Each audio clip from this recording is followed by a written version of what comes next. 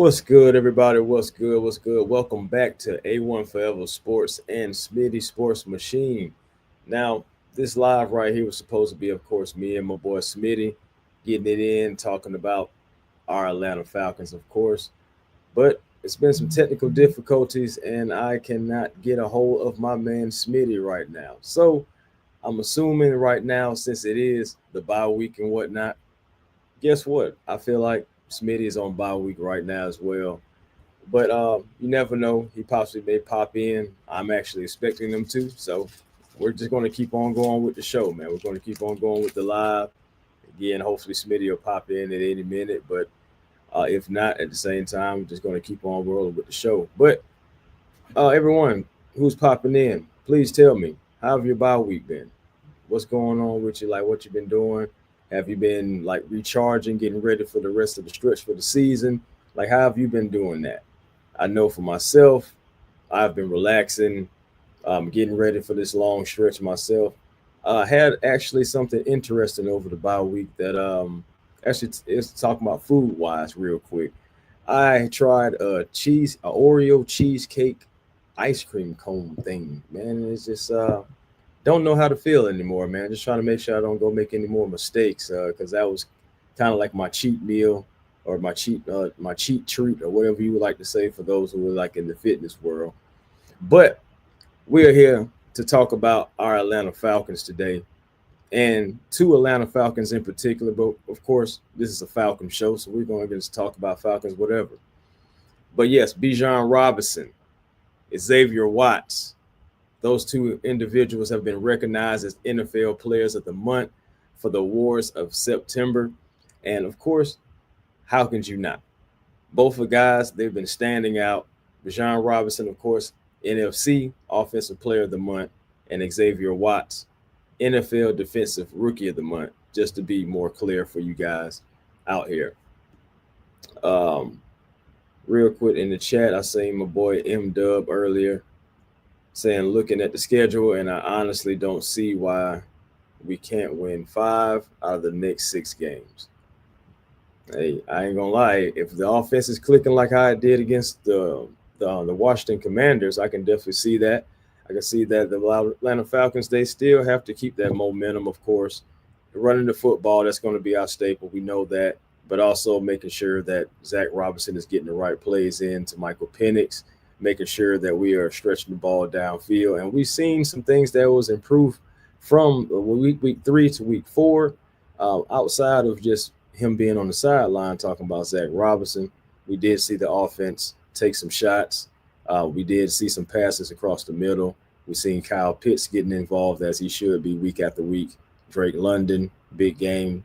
The only thing you could really just say about there was a damper was Darnell Mooney going down with the hamstring. But outside of that, you say that the Falcons, they had a good run at it. So again, Bijan Robinson, Xavier Watts. Let's dive into them a little bit deeper, talking about their stats here. Bijan Robinson, 314 rushing yards, 18 receptions for 270 yards with 584 total yards from scrimmage. 1 touchdown rushing, 1 touchdown receiving.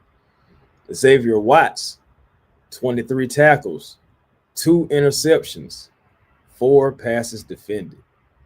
And here's a little nugget for you guys. Watts is the only rookie with multiple interceptions in the first 4 weeks of the NFL season, while our guy Bijan Robinson, of course, leads the NFL in yards of scrimmage through the first 4 weeks. So you really just got to go ahead and give those two guys like the MVPs, but you can also pick out other guys who have been standouts that you really can give your salute to, honestly. So with that being said, I would say for me, I don't know if a lot of people are going to talk about him, but Zach Harrison is definitely one of my standouts and one of my MVPs. But just how he's been getting after it. He's been in the run game, stuff in the run game. He's also been getting after the quarterback as well, leading our Falcons right now in sacks. What's good, family? In sacks as well. What's happening, man? Waiting on Smitty to pop in, man, at any given time. At the end of the day, like I said, we're just rolling on anyway, talking about our Atlanta Falcons. That's what it is. What's good, John Brooks, man? Yo, A1, what up, bro? What's goody? Let's go. Falcons rise up. Always rise up. It's always about the logo. I know I don't actually have the logo on right now, but hey, it's still always about them. But back to, like I said, about our guys, man. Our guys just being those standouts. And the Falcons right now, of course, we're 2-2. And when you look at it, when I dive into our wins, Bijan Robinson with that with that 143 yards there against the Vikings, and then you see with the 75 yards against the Skins or the Commanders. I'm sorry. Both of those games, you see if first of all get Bijan the ball over 75 yards, we win the game so far. Under 75 yards, I mean we lost. I mean he had 72 yards against the Panthers, but we lost that game. And he had 24 yards against the Buccaneers. We lost that game. But another thing that's interesting, both games to where Bijan stood out or at least had over 75 yards, you would see Xavier Watts get a pick that same game. That's the funny thing about it, just the standouts and just how it's been like a sequence. And also, Watt's first interception, of course, in the season came to seal the Week 2 win against the Minnesota Vikings. So just these two man guys just standing out regardless. But I'm just going to introduce like another little thing to this whole segment right now, just on the fly. I'm gonna call it the Falcons Fiver. And what I mean by that is just 5 things that stood out from that Week 5 win to me, just plays that stood out for me. So I want to start with that Bijan Robinson 69-yard reception, right? Now, Michael Penix, short pass. You think that Bijan probably get a few yards out of that, maybe first down, maybe 20-yard game. But no, Bijan took off, and he set us up nicely in the second half. With that, now, a lot of people get on to him because they say he ran out of gas. Hey, I mean, he possibly did, folks talking about his speed. At the end of the day, I was happy that he was able to get down the field. And the defender did have to dive at Bijan's legs just to get him down too. So I mean, give him a little credit of that. Maybe if he would have lifted the knees up a little bit more, maybe possibly he would have been able to get in. Who knows? Who cares? Either way it goes, I think that's one of the big plays that just helped set up the Falcons, in a good position in that game against the Commanders. So his career top speed actually is 21 miles per hour, nearly 22 miles per hour, and it was on that play. So Bijan was scampering down the field. He unfortunately didn't get the touchdown, but you love to see Bijan doing his thing all day long. So that's one for me. Part 2 or number 2 for me, gotta be Kyle Pitts getting the touchdown after the Bijan Robinson game. After that 69-yard reception, Penix threw that 7-yard pass to Kyle Pitts Sr. and getting him involved, keeping Kyle Pitts involved. You love to see it. Michael Penix said it. Hey, get used to Kyle Pitts getting the ball. We're going to see it. I mean, hey, for a tight end, 5 catches, 70 yards, at the end of the day, that's not bad. That's really not bad, especially like in this offense to where the ball can get spread around to Bijan, Tyler, Drake London. Come on now. It's like the list goes on and on. Really, about the pass catchers on this team, and really, Penix has his choice. So, again, Kyle Pitts, keeping him involved, I believe that's going to be key week after week. And I know Smitty, he says it all the time, that to get Kyle Pitts the ball. And I agree with him, especially this season when you have a quarterback who's capable of getting him the ball. Kyle Pitts seems like he's really engaged. They were really engaged over the offseason, golfing together, hanging out together, building that cohesion that you're going to need on and off the field. So you look at those two guys and you look at Kyle Pitts, how excited he was, and talking about how he's looking at tandems like Tom Brady and Rob Gronkowski and like other tight end and quarterback comparisons and duos. He's looking at that because he wants that for himself and Michael Penix. And I'm all there for it. All here for it. What was he got in the chat? Say congratulate Kevin was good. Kelvin, excuse me, was good. He said congratulations to Bijan and Xavier. Might be early, but Xavier could be a dark horse for defensive rookie of the year. I like it. I actually like that. If he keeps on playing the way he's playing, especially being the ball hawk, taking the ball away, if I think if Xavier can get at least, man, if Xavier gets like 6 or 7 interceptions the first season, that's going to be tough not to give it to him. I'm serious because he may have more interceptions than actual veterans that are maybe on better teams. Who knows? So I actually like that. That's not far fetched at all, especially he keeps playing well. Let me see. Kerry, what's good? What's good? How you feeling? Yes, please hit that like button, please. Indeed, please come on in, hit that like button. I know it's late night. It's a Thursday night.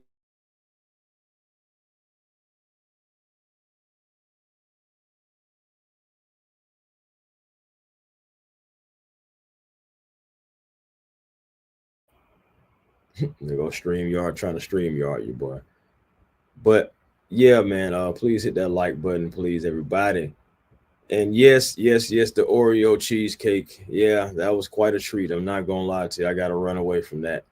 That thing, that was actually too good, to be honest. I went into it discrediting it before I even, judging the book before I even read it. And honestly, it was awesome. And I gotta stay away from that.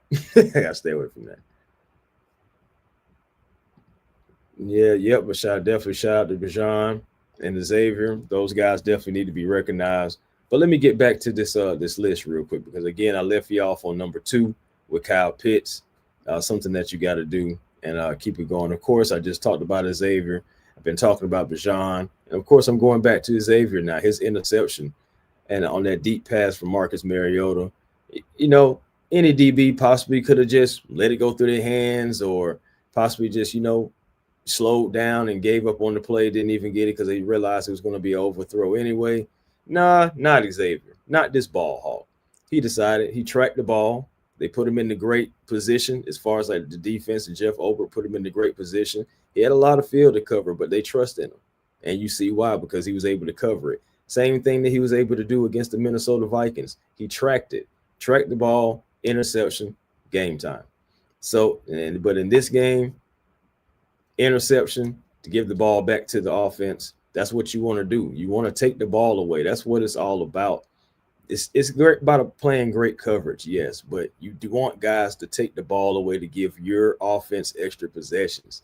That's what it's all about. Take the ball away. That's why, like for me, I always like the guy like Asante Samuel because one thing he used to do was always take the ball away. So it's just give the offense extra possessions. That's something that Xavier Watts is doing. That's something that even Billy Bowman, he's already got an interception as well, and he's still playing well. Growing, of course, going to have ups and downs. It's going to happen, but still another great football player. But yes, Xavier Watts, that would be number 3 in this Falcon fiver that I'm just coming up with on the fly. Number 4, number 4, and really could be top. It's not like a list of like a top list of this as being the best or anything. I'm just listing things that just happened in the game that I feel like is a great thing to happen for the Falcons. And again, in this Falcon fiver. So again, number 4 we're on now. Tyler Algier. Tyler Algier. Angry runs, baby. Angry runs. Tyler Algier absolutely being that bulldozer that he is, being that force that he is. And he's a nice guy off the field. But on that field, he wants all the smoke. And if you want it, you can come get it. And that's what I love about Tyler Algier. I love the bruising backs, the ones that punish you for trying to come in there and think that you're going to take them down. So again, Tyler Algier on a counterplay, by the way, Tyler Algier, 15-yard scamper right onto the end zone, running home his right slap over. Like he wasn't even there almost, right on into the end zone to extend that lead at the time to 31-16 for the Falcons, man. So that would be number 4 for me. Moving right along, though, number 5, I would definitely have to say number 5 would be the Drake London touchdown catch. The Drake London touchdown catch is so special because at the same time, What's good, Willie Doc? What's happening and everything? But the Drake London touchdown catch is so special because we just hadn't had a touchdown from a wide receiver. So to be able to get that early on in the game, Michael Penix getting the connection to Drake London to give us, like, at the time, 10-0. There was a 10-0 lead at the time. And of course, London finished with 8 receptions with 110 yards and their touchdown. You love to see that.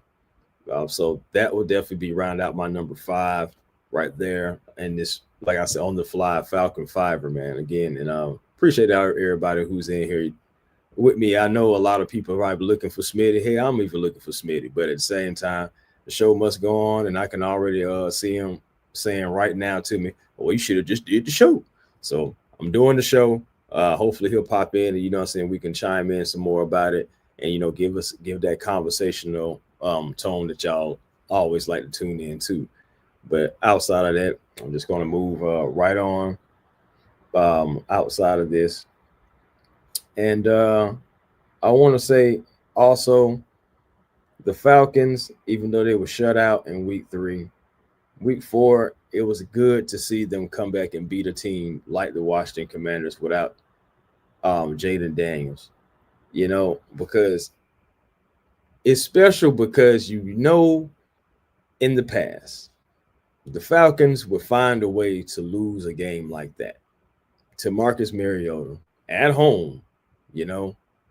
And I'm so glad that this defense, that this team, you know what I'm saying, they bent a little bit, but they didn't break. And honestly, they took their foot off the gas, if you ask me. Truly, they took their foot off the gas, and that would allow the Washington Commanders to gain a little more momentum toward the end of the game, getting some points, getting some throws. You know, you just can't do that regardless. I don't care what the lead is. You just got to keep your foot on their throats always. You can't ever just give any team any light. But regardless, we was able to get that win. And again, man, you guys, let me know what you guys been doing over the bye week, man. How you been recharging for this long stretch, because it is going to be a heck of a stretch now. Even though the bye week was timely because we do have injuries, hopefully we'll get AJ Terrell back because we're going to need him against the Buffalo Bills, but not just against the Buffalo Bills. We're going to need him against the 49ers. We're going to need him for the rest of the season. So if he's ready to go, I feel like, you know, I said, okay, let's go ahead and get him out there, because we need cornerback help. And I believe that's really right now the weakest part of our defense right now. Of course, no AJ. So, of course, guys got to move up. Guys are going to get attacked. But I want to give, D. Offer, he didn't have made the best game last game, but ultimately right now I feel like he's doing a good enough job. I mean, he is a backup right now. So he's doing a good enough job right now. If we can't really roll with anyone else, I don't really see us roll with anyone else. These guys are the backups for a reason, unless, more injuries occur. So we're going to see exactly what happens with that moving forward. What we got? Okay. So watching the 49ers and Rams game, one note: our defensive front can really eat the San Francisco offensive line. I can see Rook, Dorless, JPJ, and Floyd especially getting after Mac Jones or Purdy. Yeah, I was checking it out a little bit. And I was seeing that I think like Mac Jones had got hurt or something like that a little bit. I seen him trying to stretch some stuff out on the sideline. He has a really big knee brace on his left knee, by the way. Like, that thing is huge. Like, it's almost like it's almost like from his thigh all the way down to like his shin. But either way it goes, we'll see what happens with that. I believe our defensive line can get after him as well. Just from what I was seeing, that offensive line doesn't look like it is all that, especially with, you got these beat up quarterbacks anyway. You got these young guys, just like you said, with Dorless, with Rook, also with JPJ. So I definitely believe that these guys have the capability to get after this offensive line, catch him, and Jalen Walker as well, throw him in. But I definitely like that when you said Floyd especially. But don't forget about my guy, Zach Harrison as well. Zach Harrison, he pushes the offensive line, reestablishes the line of scrimmage, sets anew, and goes right after it. Gets after the guys. So, I mean, again, he's leading right now in sacks, so you can't just count him out as well. Got to throw him in that as well. What we got? It says it's a close game. It said we will see both teams this season. Yes, we will. Kelvin said, don't count us out. Bring on the Bills. I'm calling the upset 35-31. And I love that. I love that, man. I'm with it. I promise you, man. If we do that, then I am all with it for that. We definitely going to have the preview show. Again, this is just bye week. So we just really just kind of just checking the temperature, if you will. So like we normally do. And at the same time, guys, moving forward into this Bills game. And again, we're going to have our preview show coming up on Tuesday and everything. But just my initial thoughts. The Bills, they don't, have a good run defense. The Falcons have a good run game. So, again, I'm going to run the ball as much as I possibly can against these Buffalo Bills. Honestly, keep Josh Allen on the other sideline, win the time of possession. The Falcons won time of possession against the Commanders, and really every time the Falcons have won the time of possession, they've won the game as well too. So it's like, try to win the time of possession. The best way to do that, you're going to have to run the ball. Run the ball. Rams about to take the lead. What we got here? It said, have y'all noticed the spike in injuries throughout the league? Yes, I have. The training/condition regimen have coming back bad at the players. Yeah, man, it's been bad. It's been real bad, honestly. Injury after injury. It just seemed like week after week is like, who's going to be next? And honestly, that's why I just pray and hope, like, please protect our Falcons. Protect our Falcons as much as you can. I know things going on with AJ and Darnell Mooney, but regardless, still, man, I'm just like, please protect our Falcons from being out multiple weeks anymore. It's just, man, it's so many injuries right now. I really hate injuries for the game because I love for teams to be at full strength so you really can see who's the best and no one has any excuses. No one can say, oh, we were missing this, who was missing that.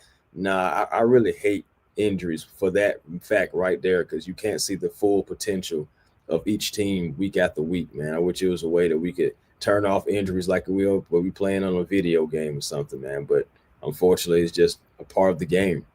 And, of course, we're dealing with our own. And I'm going to have y'all with a conversation since I have y'all with me right now before I even get up out of here. It's early, but I'm on here by myself. I'm flowing. We're just going to do it. What's good, Rob? What's good? What's good? Full life. What's happening? All right, man. And I ain't trying to start any controversy or nothing, but I'm just wondering, man, and it's just been on my mind. I've mentioned it before, and I'm just going to bring it up here again. Is it time to have a real conversation, y'all, about Darnell Mooney? I like the guy, man. I feel like he's a baller when he's healthy, but he don't look good. He don't look right. I feel like even though they say he's fully healthy, and football healthy is not 100%, by the way, but he's 100%. But he still doesn't look like he's really truly 100%. He didn't look like it. I know he has to work his way back into the offense because he missed his entire training camp. And pretty much this is right now, it's his preseason and training camp and everything like that. So you give him some grace for being a little off. But now he's down again with another injury, another hamstring. This time it's a hamstring. And I know that the hamstring and the shoulder aren't connected, but he's starting to have multiple injuries, y'all. And I'm starting to be a little nervous about a young fella. And guys, I'm starting to wonder if in the draft we're going to be looking towards more wide receivers now. Because you look at it, if Darnell can't stay healthy when he still has, I believe 1 year left on his contract, if he can't stay healthy, we're going to need somebody that's going to be next to Drake. Because I do believe that we're going to keep Drake. So we're going to need somebody that's going to be next to Drake on a consistent basis. Do you guys feel like that Casey Washington is ready to take on that role? I don't think so. And it's no knock. It's no knock. I'm not saying that he can never be or it won't happen. I'm just saying if we're asking me right now, October the 2nd, do I think that that's a possibility that can, carry you on out through the rest of the season? Possibly. Or at least let's say the next 5 weeks. Let's just throw it out there, 4 or 5 weeks. I don't think so. And that's no knock again. He has to work his way in. I know he's been dealing with concussions. It's been a few things with him as well, as far as with injuries. So it's just like, I need a guy. And Drake has had his injuries too. I know he's had a shoulder and stuff, but come on now. We know how tough Drake is. And Drake, he's going to bounce back as he just did, 8 catches, 110 yards. So I'm not worried about Drake, but I am worried about Darnell Mooney. And I don't feel like I am wrong for feeling like that, to be honest. But you guys let me know how you guys feel, because again, a shoulder injury is what kept him from getting 1,000 yards last year. A shoulder injury is what kept him all out of training camp. And again, me and Smitty was front row to that injury. Few plays in, what practice start 9:30, 9:45.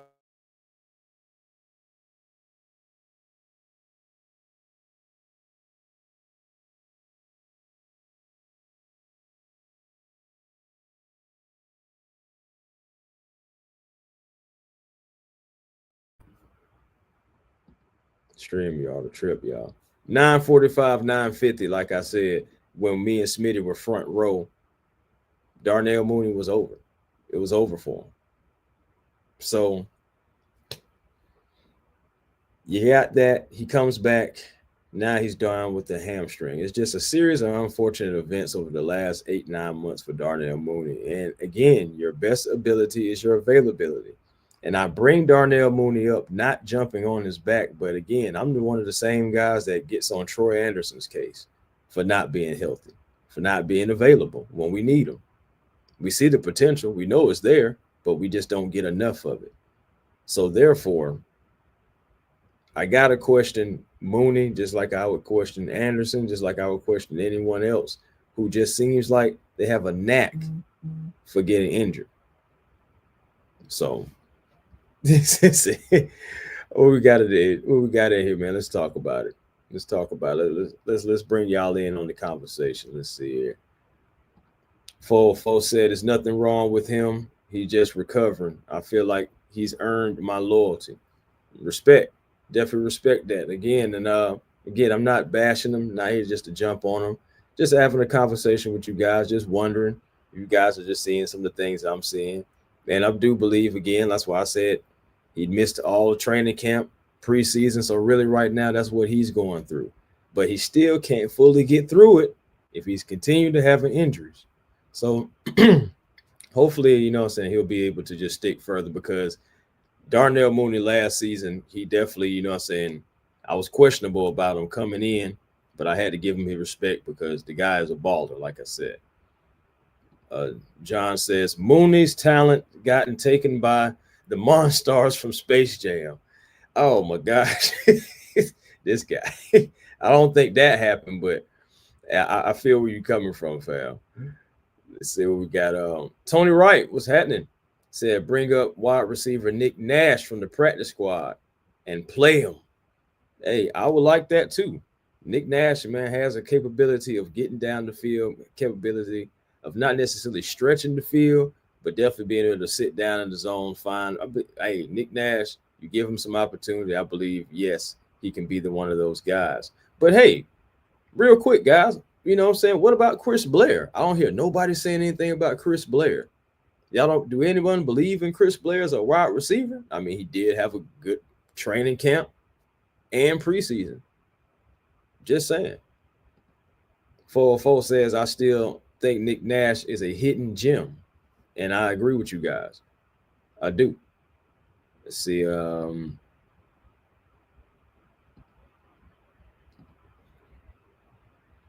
Dan Man said, not going to throw in the towel yet on Mooney. Honestly, he was wide open on 2 plays last game. That's true. That's true. The one where Penix was almost sacked. No, that's true. I give you that. I give you that. Kelvin says Drummond. Okay, I mean I can go for Drummond too, but I probably would go Steals before Drummond. I still do like Nick Nash, but I mean Drummond had a great preseason and training camp too, so it's hard not to give that kid an opportunity. But that's what I'm saying. We have a few guys that can get some opportunities outside of Casey. You know what I'm saying, myself, but so you guys let me know about how you feeling about it. Keep the comments coming. He said, I'm a Mooney fan. Sorry. No, sorry. Hey, man, it's cool, man. I'm not mad at you for being a Mooney fan at all. I'm just, again, asking the question about him because, I mean, he earned my respect last year. But still, again, just like how I get on other players, I gotta keep it real, man. I gotta keep it real, and I gotta, ask the question. I gotta ask. Craig, what's happening, man? He said, did Smitty pay the internet bill? Smitty paid the internet bill, man. I just think Smitty just don't win on bye week on me, man. Smitty don't win on bye week, so I'm just trying to hold it down. Not too much longer gonna be in here, but it's just been good, just to have a little chat. Jump on here, give Bijan Robinson some his love, give Xavier Watts his love real quick in this late pop-up because it necessarily wasn't planned. We just said, hey man, we're just gonna pop up for something over the bye week because we actually were just chilling over the bye week.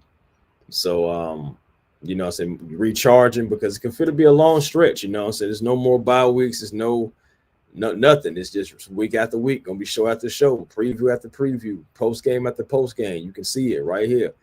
A1 Forever Sports and Smitty Sports Machine. So definitely make sure y'all tune in. Okay. Yep. Blair 1, Drummond 2, Nash 3. I can go for that. Fam. He said Willie Doc says just hope Mooney can get healthy, but this pattern is concerning. That's all I'm saying.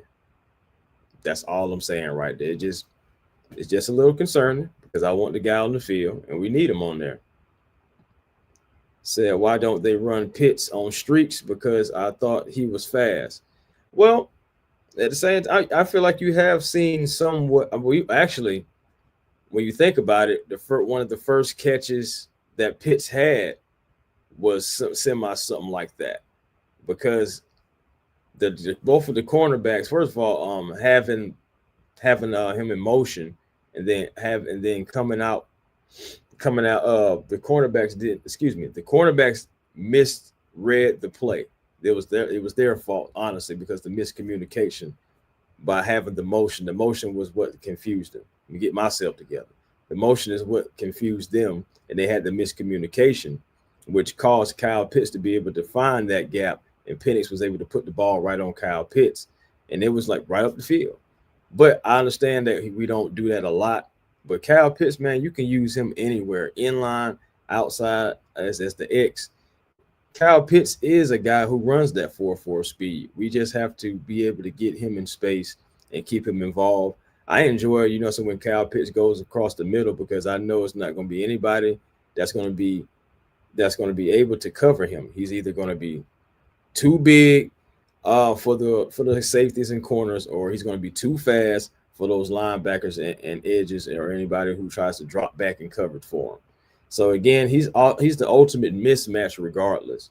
Kyle Pitts is. It's just we haven't fully gotten everything that we've invested as far as in the 4th overall from Kyle Pitts. But just wait and see, because Michael Penix said Kyle Pitts is going to get the ball. So far, if you can make the argument that in the first 4 weeks, as far as the most consistent, it's been Kyle Pitts. I'm just saying, it's been Kyle Pitts. Miss Christy Lewis, how you feeling? Oh, how you feeling? Yes, I'm on here, man. I'm about to wrap it up in a little bit, but man, just love talking this Falcon stuff, man. Love talking this podcast talk with you guys, regardless. Hey, man, salute, man. Yes, man. What it said, Willie Doc says, but Mooney going down could be the best thing to happen for Pitts. You're absolutely right, because again, like I was saying before in the beginning of the season when we wasn't going to have him, you might as well just go ahead and make Pitts your number two. Because making Pitts your number two, it's behind Drake, it makes the most sense. Give him the targets, get him involved, keep him involved, and I believe that Kyle Pitts is going to continue to get down the field, help the Falcons get first down after first down, and eventually, in the end zone as well. When you get down in the red zone, he's going to be a mismatch as well too. You saw him; it was nice to see Kyle Pitts actually sail the block, shed the block, head straight to the end zone, touchdown. That was wonderful to see, because you don't see that often from Kyle Pitts. So that lets you know he is growing. We want to see more of it, because if it starts becoming a consistent thing to where he's able to sail, shed, and then still be able to get active out there and get into open space, I ain't going to lie, that's going to be a deadly weapon, because there's going to be times to where he doesn't, and we be able to still be able to make plays, because they're going to be expecting one thing and we do another.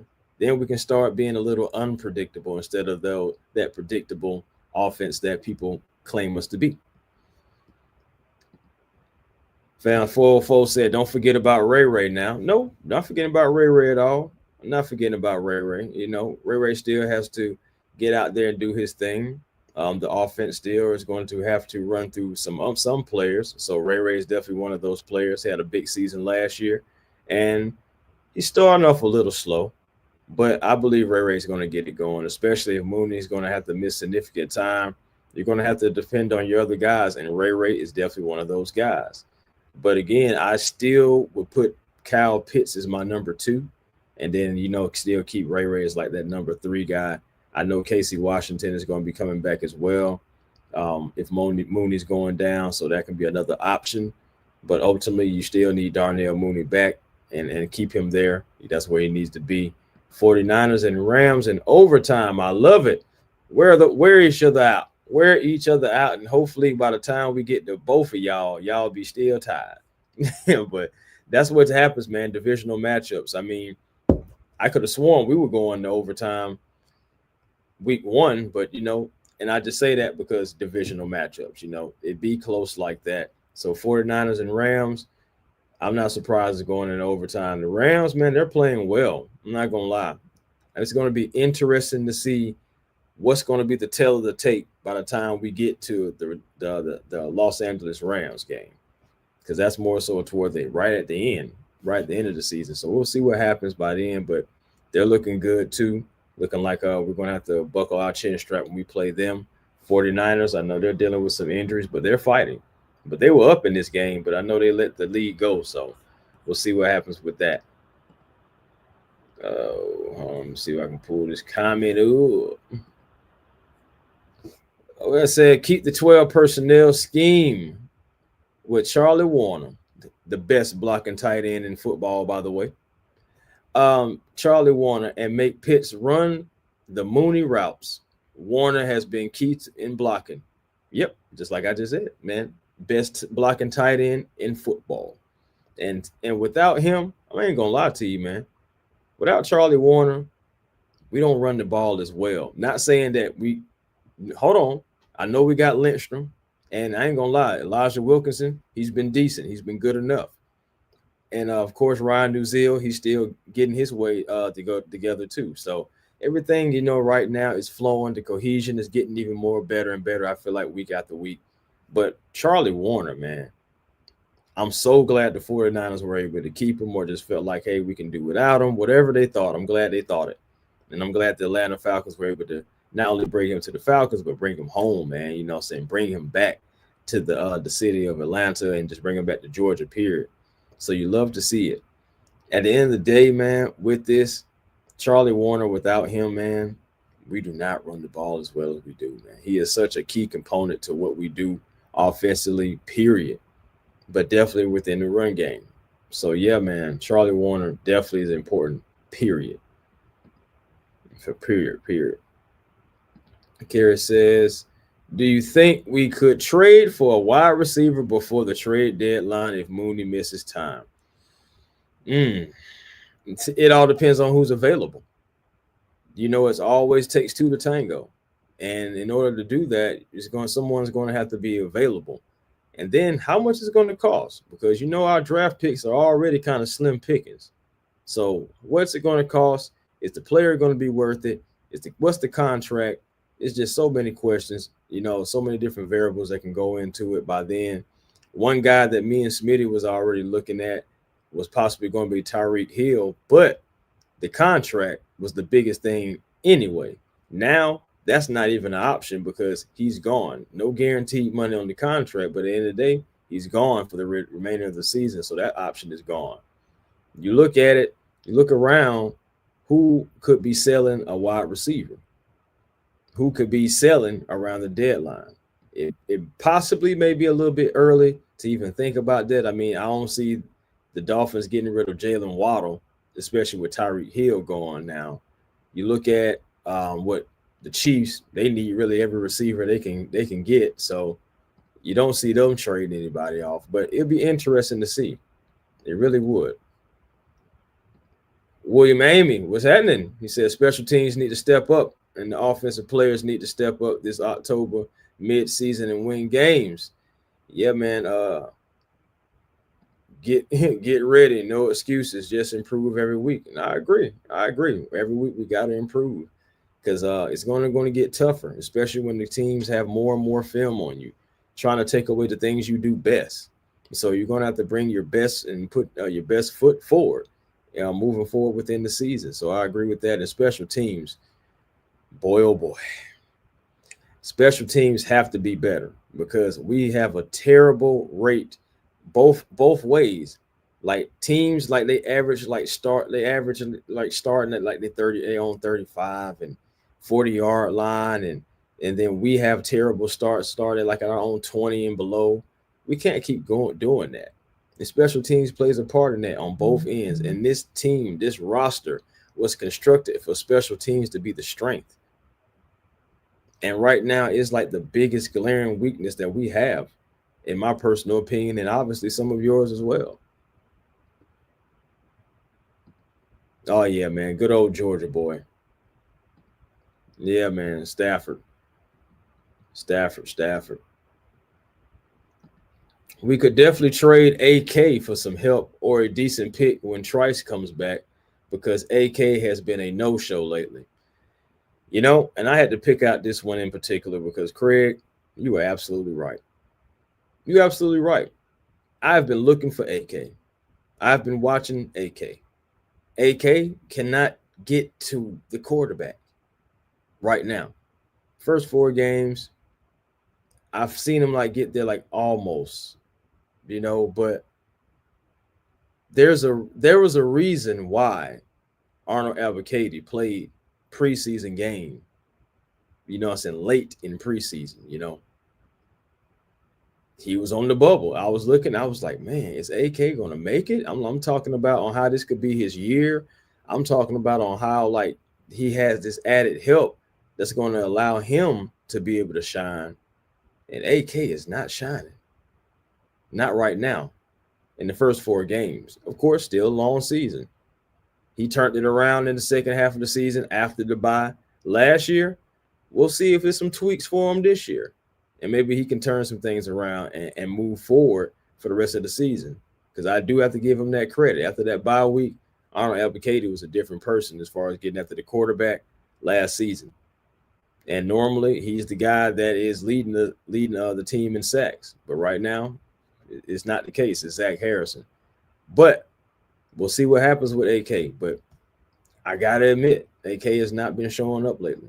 So that's going to be interesting around the trade deadline because that is a guy who is in a contract year. So we'll see. We will see.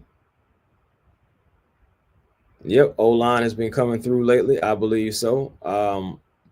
It's been a pleasant surprise to see the old offensive line. Now, don't get me wrong. Has it been a little bit of struggle here and there? Of course. But the main guy that we've been worried about is Elijah Wilkinson. But we haven't been hearing his name get called. And that's a great thing. That means he's been holding up.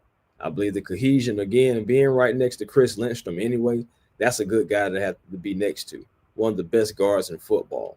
So, and Elijah being a guard in himself, he knows that, but having a guy like Lindstrom next to him, it's definitely helping him out. Then you got Nuzil doing his thing, who's really more of a pass blocker than run blocker. But of course, he's still good at it, run blocking. But it's reversed. It was Dahlman was the run against the pass, and Nuzil is the pass against the run. It's just. But either way it goes, you got Nuzil doing his thing. Matthew Bergeron, who hasn't been having like the Bergeron is type season, but last two games I feel like he's been doing well. No, last game I feel like he did well because I know the Panthers game he did have a few struggles as well too, getting pushed around just a little bit. But Bergeron, I'm not worried about him. Jake Matthews is someone who everyone has been worried about as well, but Matthews has been fine. You haven't been hearing his name get called either. Also, you think about it like this too. It's not like Michael Penix is holding the ball a long time. He has that quick release that's like out in like 3 seconds or less. So it's not like he's just dropping back, patting, and then they got to hold up. The offensive line has to hold up for an extremely long time, neither. So you credit that to Zach Robinson and the offense and what they're trying to do. That's another reason why I do feel like their pistol is so dominant, because you give them an opportunity to kind of like see what's coming and be able to get it out, and the offensive line can hold up and have a decent wall enough before it collapses on Michael Penix. Even though you've been seeing week after week, they're trying to get closer to him. They're getting closer to him. But Michael Penix has been standing in the pocket, looking like a veteran, growing. And he bounced back all the way from his worst game against the Panthers and had one of his better games right here against these doggone Commanders. And you love to see it. Kara said AK has been quiet this season, in my opinion. He might not be here in long term. Zach Harrison, on the other hand, he looks great. He looks excellent. He looks absolutely excellent. Zach Harrison talking about now. And again, this is what I was expecting. This is why I was so high on the guy. Like, seriously, watching him and his development, I'm so glad that the Falcons did not give up on him, because right now, Zach Harrison is one of our best defensive linemen that's getting after the guys. And it's not just because of the sacks. It's how he's getting in the run game, how he's stopping the run, stuffing the run, helping there, getting after the quarterback, pushing the offensive lineman, establishing the line of scrimmage, building a whole entire new line of scrimmage. So guys have to go a different way, being a deterrence. Zach Harrison, man, he's been great. And I'm happy to see it, man, the kid out of Ohio State. It could be coming, man. I believe he said, why don't we use DeMarco Hellams on the quarterback spy? Our linebackers not quick to obtain the mobile quarterbacks. And again, like I said, it can be coming. Again, it all depends on how Jeff Obert sees DeMarco Hellams and wants to be able to use them. Right now, I believe, guys like Billy Bowman right now and Xavier Watts, those two guys are really just playing so well that it's hard for Hellams to get out there, really, to even use him in those kind of situations, because it's like, okay, you put Hellams out there, who are you taking away? You don't necessarily want to take away D. Alford, do you? Because Hellams is a safety too. So it's like, okay, it's hard for Hellams to get on the field right now too, because of Bowman and Watts, especially Watts. And then you look at Devon Diablo and Caden Ellis, those two are playing well together. You have the Jalen Walker. You got Mike Hughes. You're not necessarily going to take away him. So, it's going to be tough for Hellams to get out there right now. But I do believe, moving forward, depending, especially maybe against Josh Allen, you could possibly see DeMarco Hellams get, let's say, you equip DeMarco Hellams to possibly be ready to spy a guy like Josh Allen, because I believe DeMarco Hellams is not afraid to go in and hit Josh Allen. I don't believe he is at all. So you possibly may see him deployed against the Bills. We possibly can see it. A.D. Mitchell, another Georgia boy right there. But yeah, he's young, not proven. It really shouldn't cost that much draft capital. I mean, right now, I would love to know what's going on with AD. Is it the playbook? Is it the team? Because right now, AD is not just like grasping the NFL right now. So we're gonna have to try to see what happens. I will have to take another look and another dive into that, and that's exactly what I be talking about right there. The beat up 49ers right now. We don't know. One of y'all may be quarterback for the 49ers by the time we get there. I don't know because Brock Purdy, he's in and he's out.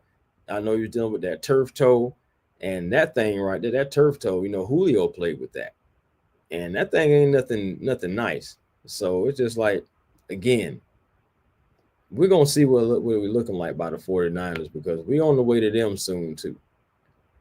We're on the way soon to them too. Nando, what it happening? I said the defense has been the strongest part of our team this season. Agreed. We need special teams to be competent, and the offense to be needs more play action and more targets in the red zone. Kyle Pitts, especially. Yes, I agree. Everything. Yes, yes, yes, and more yes.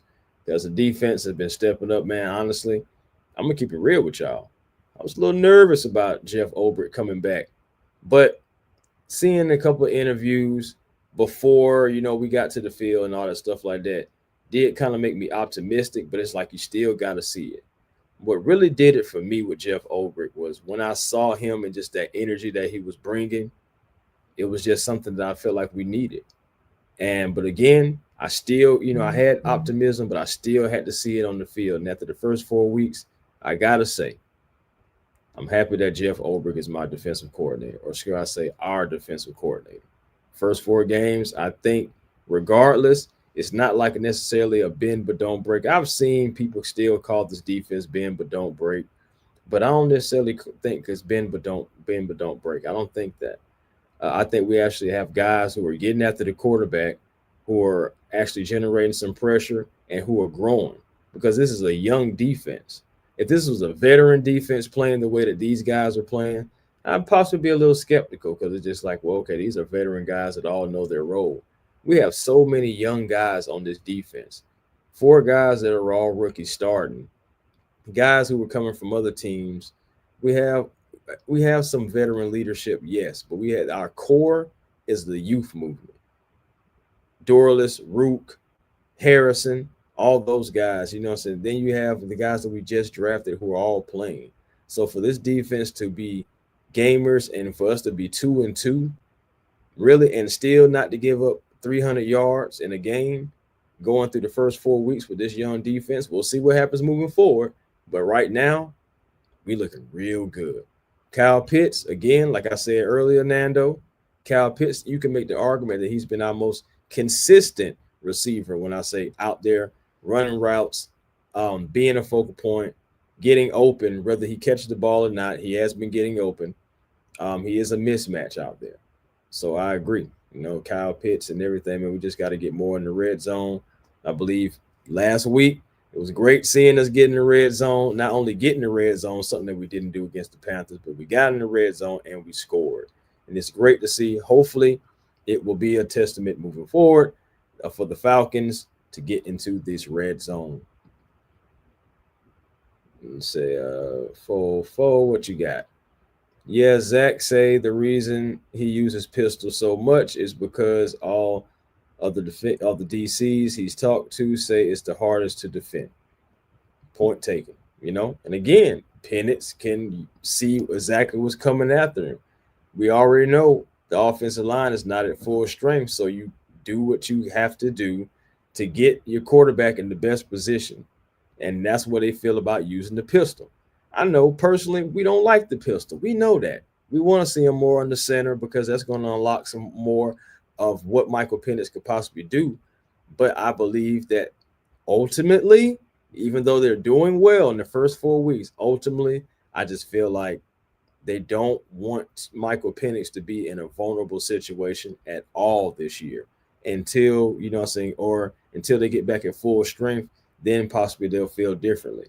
But right now, I believe they're going to keep Michael Penix as clean as they possibly can so he can see what's coming all the way. No turning his back, not too many drop backs.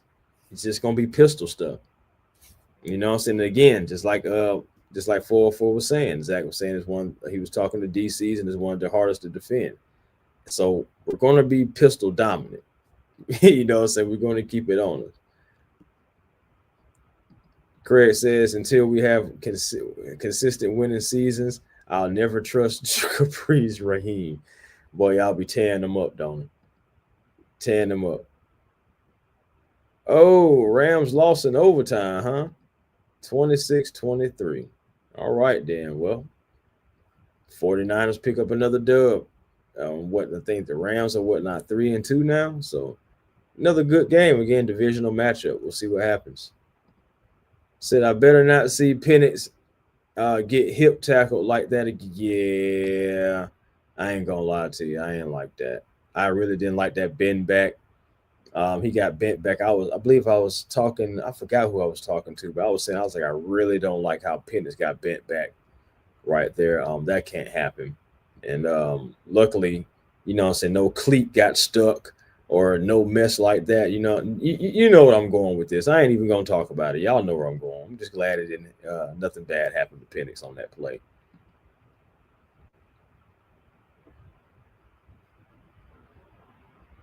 Heck yeah, but yeah, man, guys, I can't believe I've been in here for almost a whole hour talking Falcons with y'all guys, and Smitty been on bye week. But again, man, had to come in here with you guys, man. Talk some Falcons football. Give Bajan, like I said, his love, Xavier his love. Had to talk about Darnell Mooney a little bit. Just had to ask the question. Just had to ask, man. And again, man, you guys' comments coming in, making some good points. Keeping this show going. But I'm about to get ready to sign on off, man. Got a few more things I gotta do before I lay down, and so get ready for Friday because what I'm saying. Thank God for it. Not gonna be too entertaining, I guess, this weekend outside of college. But what I'm saying, Falcons they're on bye week, but we still can just pop in and check on to see what the Buccaneers are doing, see what the Aints are doing, see what the Panthers are doing.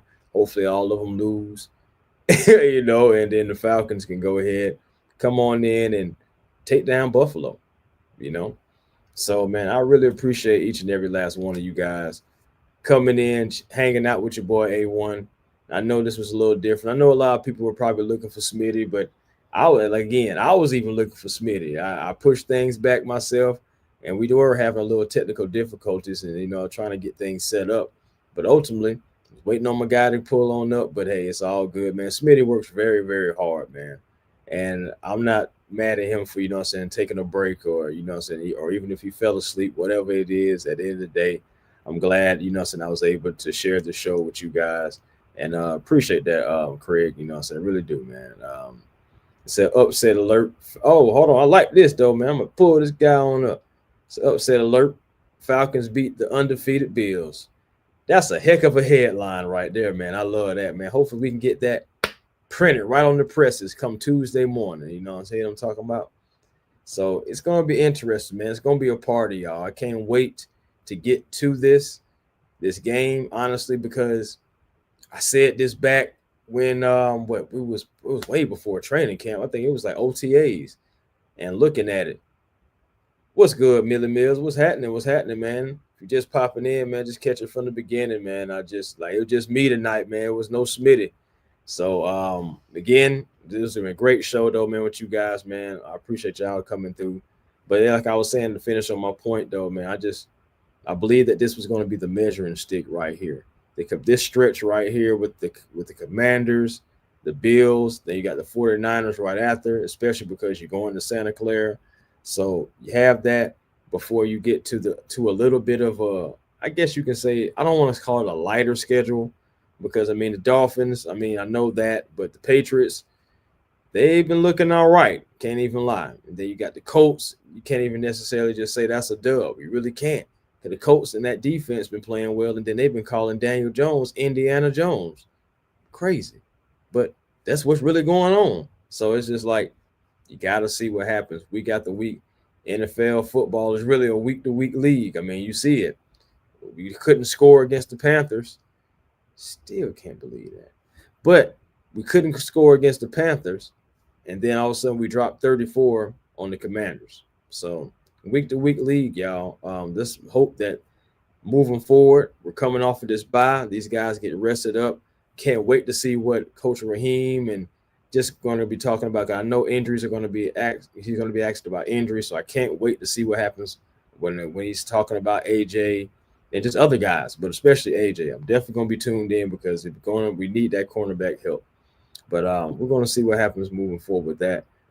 Said the tickets for the game against the Bills are stupid high. I believe it. That's why it's all good. So I'm glad, I was able to purchase a television because that's where I'm going to be watching the game at the house. So it's all good, so they can have them sky high prices. So I told the Bucks fan to be quiet on our side. Now their injury report is stuffed. Yeah. And I seen that Bucky Irvin, I heard Bucky Irvin, not seen. Heard that old Bucky Irvin was hurt and everything like that. And then they got Mike Evans down, et cetera, et cetera. At the end of the day, that's what it is, man. Injuries and football. It's really like a survival of the fittest. Who can make it to the stretch line the healthiest? And hopefully it'll be the Atlanta Falcons. But guys, again, I appreciate y'all for coming in. Of course, catch your boy Smitty Sports Machine always. He's going to be doing this thing every day. I'm pretty sure he's going to be right back at y'all with another video tomorrow. So y'all don't have to worry. Smitty will be back. So he's nothing wrong with him or anything like that. It's bye week. So at the end of the day, you know how that goes. But again, you can catch your boy Smitty, and we're going to catch me as well Tuesday night. We're going to be back at it because the Buffalo Bills are coming to town, and we gotta knock them down. So be generational because it's always time to be, guys. Make sure you guys find your peace today. It's almost the end of the day. My goodness, 11:50. So I hope you guys have been able to find your peace because that positive energy always creates elevation. And until next time, guys, make sure y'all catch me on A1 Forever Sports. That's the platform on YouTube, and also the Hawks Digest as well. Training camp is going on right now for the Hawks. So we're definitely going to be rolling out content over there. And you can also see content over here as well because I'm going to be rolling out more content as well moving forward. Lives, pre-records, everything. So just get ready for it because it's on the way from A1 Forever Sports. But until next time, guys, peace and blessings to you all, Falcons fans. And happy Friday, happy Falcon Friday to you guys. And if I don't see you, good afternoon, good evening, and good night.